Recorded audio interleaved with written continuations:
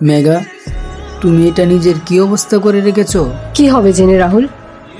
এতদিনে তুমি একবারও জানার চেষ্টা করেছো যে আমরা কোথায় আছি, কেমন আছি? আচ্ছা, মানলাম যে তোমার আমার কথা একবারও মনে পড়েনি, কিন্তু আমাদের মেয়ে, ওর কথা তোমার একবারও মনে পড়েনি?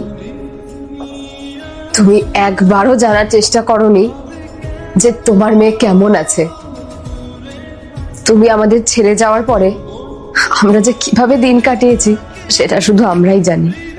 মাঝে মাঝে তো আমার এটা মনে হতো যে আমি নিজেকে শেষ করে দিই, কিন্তু তারপর তারপর আমার মেয়ের কথা আমার মাথায় আসতো। মেঘা, মেঘা প্লিজ তুমি আমাকে ক্ষমা করে দাও। আমি জানি আমি ক্ষমারও অযোগ্য। আমি তোমার সাথে অনেক বড় অন্যায় করে ফেলেছি। আজ আমার করা ভুলের কারণে আমার ছোট্ট মেয়েটাকেও কত কষ্ট করতে হচ্ছে। আমাকে দয়া করে ক্ষমা করে দাও মেঘা। এরপর কি হলো সেইটা দেখার আগে এই দুইটা ছবির ভিতর থেকে যে কোনো একটা ছবিকে ভালোবেসে থাকলে ভিডিওতে লাইক করে চ্যানেলটি সাবস্ক্রাইব করে দাও। আর যদি না করো তাহলে আমি বুঝবো তোমরা ছবি দুইটাকে ভালোবাসো না। আর কমেন্টে লিখে দাও আমি।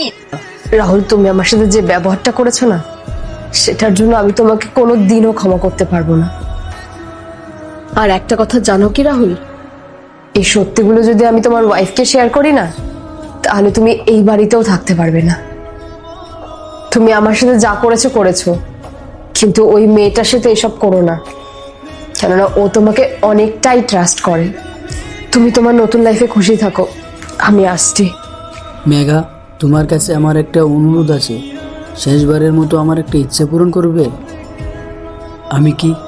আমি কি একটিবার আমার মেয়েকে করে নিতে পারি? ওকে একবার জড়িয়ে ধরতে পারি?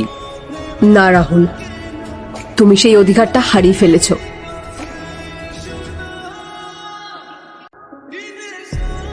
মেঘা, একবার আমার কথাটা শুনো।